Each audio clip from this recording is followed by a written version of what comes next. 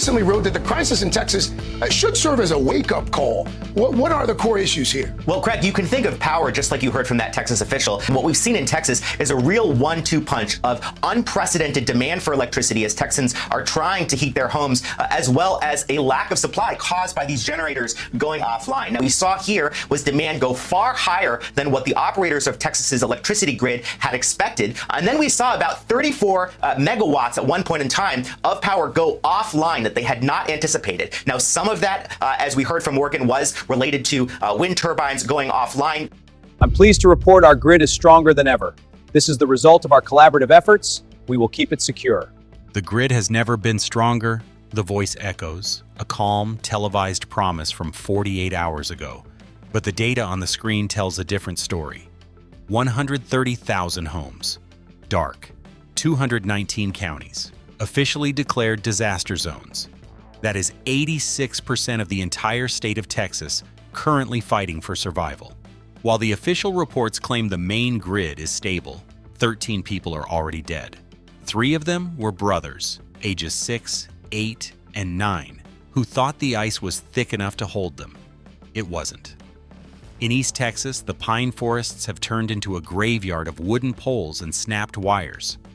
Nacogdoches County saw 50% of its entire population lose power in a matter of hours. This isn't just a storm, it's a systemic collapse of the last mile, the infrastructure that actually connects a heater to a child's bedroom.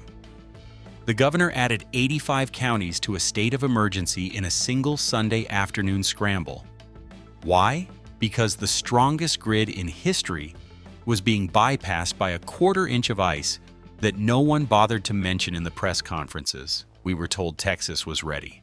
We were told Uri was a one-time failure. Yet, as the mercury drops into the single digits, the only thing ready in Texas is the emergency morgue.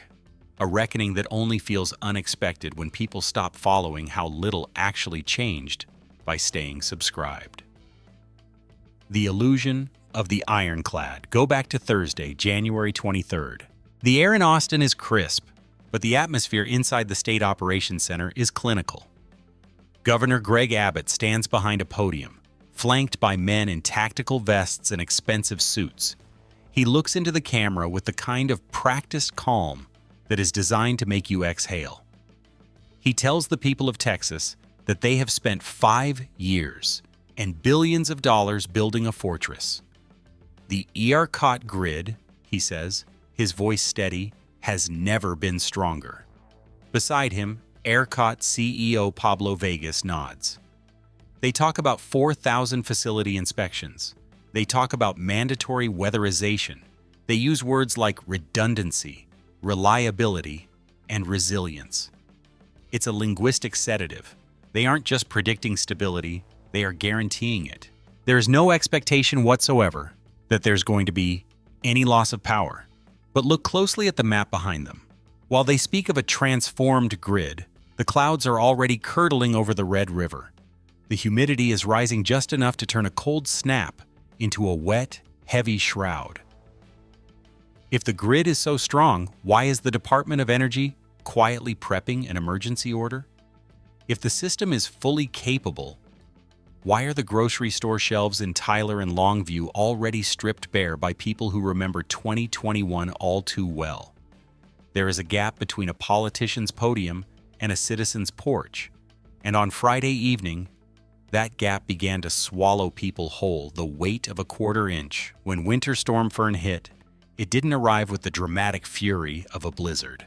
It arrived as a whisper of freezing rain. It was a quarter inch of ice, no thicker than a wedding ring, that began to coat the world. Think about a pine tree. In East Texas, these trees are the giants of the landscape. When that ice hits the needles, it doesn't just sit there, it builds. A single branch can suddenly carry 3 times its normal weight. Now imagine thousands of those branches, heavy as lead, hanging directly over the last mile, the aging wooden poles and the thin, sagging copper wires that are supposed to keep your family warm. By Friday night, the sounds of East Texas weren't of wind, but of wood screaming. Snap. A branch the size of a car trunk falls. Pop. A transformer explodes in a shower of blue sparks. In Nacogdoches County, the lights didn't just flicker. They died for 50% of the population in a single heartbeat. This is where the discomfort starts to settle in your gut. If the governor promised the grid was ready, why are 10,000 utility workers currently sitting in bucket trucks, unable to move because the roads are sheets of glass? If the billions of dollars fixed the big machine, why is your survival currently dependent on a 40-year-old wooden pole that just snapped like a toothpick? The Panic in the Bunker, Sunday, January 25th, 2 p.m. inside the Emergency Operations Center. The no expectation of power loss narrative is disintegrating. The screens aren't showing the strength of the grid anymore. They are showing a hemorrhaging state. Abbott is no longer standing in front of cameras. He is huddled over a desk, signing papers. He had issued a disaster declaration for 134 counties 2 days earlier. He thought that was the ceiling. He was wrong. In a frantic afternoon scramble, he adds 85 more counties. Bazar, Ellis. Counties in the South that weren't even supposed to see a frost. 219 counties, 86% of the state. Ask yourself, if the plan was working, why did the response team have to double in size in 48 hours? Why were 10,900 state responders being deployed to find people trapped in their own homes? While the official line remained that the main grid was holding, the reality on the ground was a descent into chaos. In Frisco, two 16-year-old girls, Elizabeth and Gracie, were doing what teenagers do, trying to find joy in the snow. A sled, a jeep, a curb, and a tree. In a flash, two families are shattered. In Austin, a man is found huddled in a parking lot, his body turned to stone by the very air Abbott said wouldn't hurt us. The pond at Bonham, but the most haunting question isn't about the wires, it's about the ice itself. In Fannin County, 3 brothers, 6, 8, and 9 years old, see a private pond. After days of sub-freezing temperatures, the surface looks like a marble floor. It looks safe.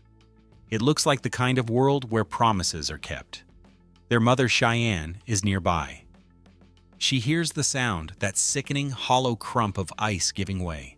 She runs. She plunges into the water, her heart stopping from the cold, her hands clawing at the jagged edges. She watches them fight. She watches the 3 people she loves most in the world struggle to keep their heads above the black water. She is screaming for help, but the state-of-the-art emergency response is miles away, sliding on icy roads, overwhelmed by a disaster that was never expected. When the rescuers finally pull them out, the silence is deafening. 3 brothers, gone.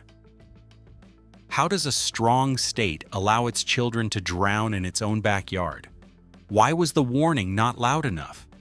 And if the grid held, if the power plants were humming and the batteries were discharging, then why were 130,000 homes still freezing? Why were people dying in the dark while the governor bragged about his transformed system? The answer isn't in the wind or the ice. The answer is buried in a ledger of what Texas chose to fix and what they chose to leave to rot. The lights are on in the Capitol, but they are off in the piney woods. This is the disconnect that kills. To understand why those 3 brothers are gone and why 130,000 families were left shivering, you have to look at the big lie of grid reliability. When the governor says the grid is stronger than ever, he is talking about the transmission grid, the massive high-voltage arteries that move power across the state. Yes, Texas spent billions there. They added battery storage that saved the state on Monday morning, pumping 7,000 megawatts into the system. They hardened the power plants. They checked the boxes. But there is a second grid, the one they don't talk about. It's called the distribution grid. These are the capillaries. The wooden poles in your alley, the lines running through the trees, the local transformers. While the big machine was humming perfectly, the local system was disintegrating. Texas fixed the highways, but left the driveways to rot. They knew the pine forests of East Texas were a ticking time bomb. They knew that a 1/4 inch of ice turns a tree branch into a sledgehammer. Yet there is no state law requiring cities or cooperatives to bury those lines or to clear every tree. Why? Because it's expensive, a cost that only stays off the public radar when people stop following how maintenance quietly loses to optics by staying subscribed. It's not politically sexy to talk about tree trimming and wooden pole replacement. It's much easier to stand behind a podium and talk about record-breaking generation. The price of technically correct. On Sunday afternoon, when Abbott was adding 85 counties to that disaster list, he was playing a game of semantics. Technically, the ERCOT grid didn't fail. There were no rolling blackouts. The power plant stayed online. But if you're sitting in a freezing house in Shelby County, does that distinction matter? If a tree branch snaps your local line, you are just as cold as if the entire state grid had collapsed. The state's success was built on a technicality. While 13 people paid the ultimate price for a localized failure, the state refused to mandate a fix for. Virginia Palacios of Commission Shift pointed out the chilling truth. Winter Storm Fern wasn't even as bad as the 2021 storm. It was a mid-tier event. And yet, it brought 86% of the state to its knees. If this is how we handle a moderate storm with a perfect grid, what happens when the next big one hits? Texas chose to fix the machine, but they forgot the people at the end of the line. They built a fortress with a front door made of glass.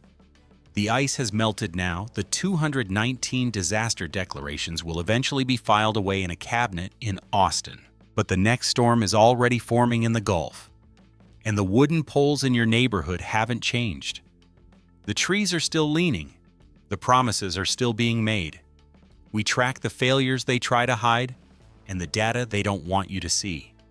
If you want to know when the next unbreakable system is about to snap before it actually does, you need to be here. Hit subscribe and turn on the bell. Because in Texas, the only thing more dangerous than the cold is the confidence of a man who says you're safe while the lights are flickering.